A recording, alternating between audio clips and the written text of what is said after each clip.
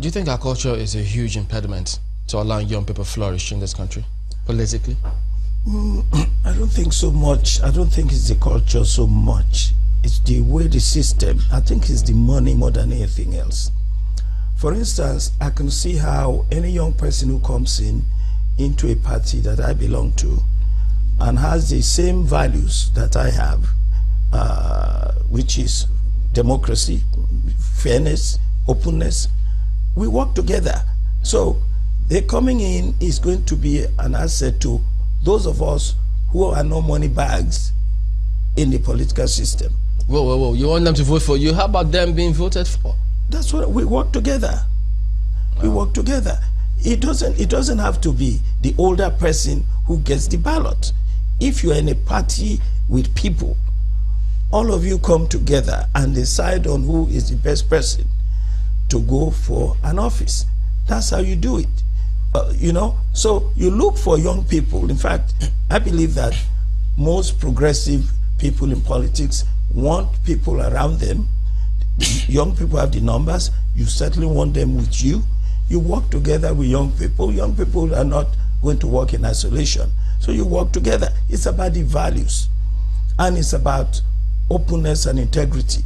Look, the problem we have, that young people are going to have, is the problem that those who are not money bags are having. Only few people have the money to conduct elections today to the Senate, right, to the National Assembly, to the House of Reps, and so on. So Hamzat, how do you intend to, how do you think young people will handle the issue that he's raised? Well, there's this campaign we're running called the People's Candidate. And of course, what we're saying is young people should nominate their preferred choice of candidate and then tell us why. Because over time, the narrative has been between two bad eggs.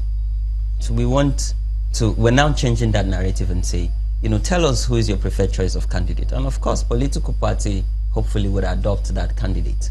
In our society today, we know who the good people and we know who the bad ones are. And even if the money bags are the bad ones, we still know they're the bad ones.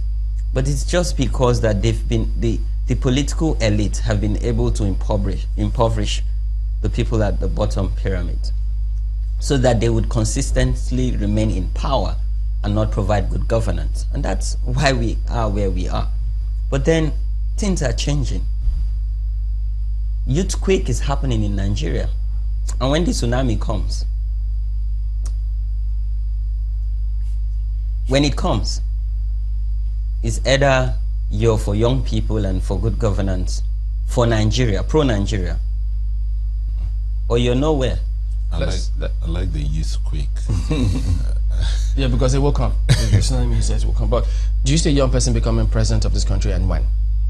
Oh yes, I see a young person becoming the president of Nigeria. And I believe strongly that this would happen sooner than later.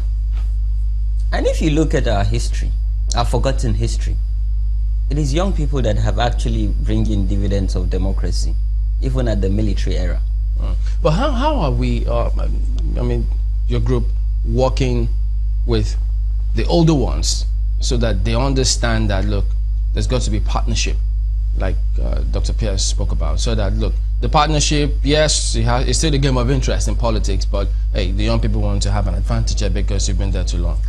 Our group is about sustainable development partnership for a greater and better Nigeria for all. I have a mentor who is way older than I am. And all of us as members and leaders of the group, we have mentors.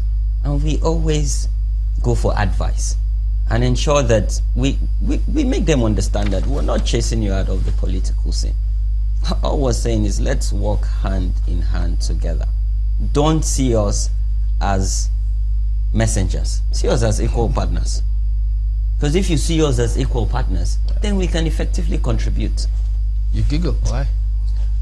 Well, it would be a great insult to look at a young person as a messenger.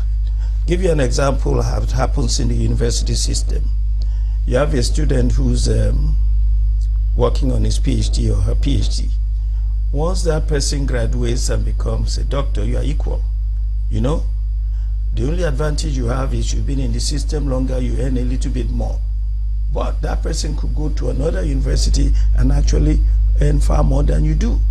But you are equal now. He's a doctor, she's a doctor, you're a doctor. That's the way it works. So for me, actually, I believe that for people in the educational system, we understand how this would work.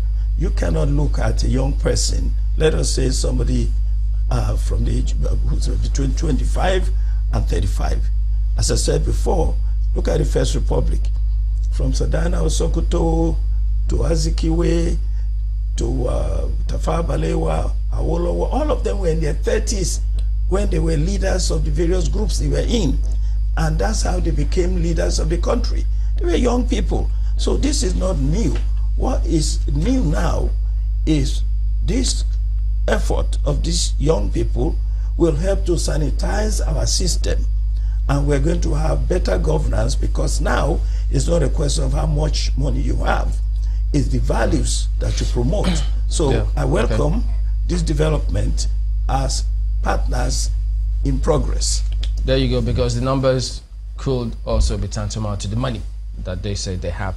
Well, Dr. Adetokunbo Pierce is a lecturer, Department of English, University of Lagos, and also a member of the PDP. And then we have Hamzat Lawal, who is the co-convener of Not Too Young to Run. Gentlemen, thank you for coming on today, and we wish you all the best, all the young people out there. Thank you for having us, and we're ready to run.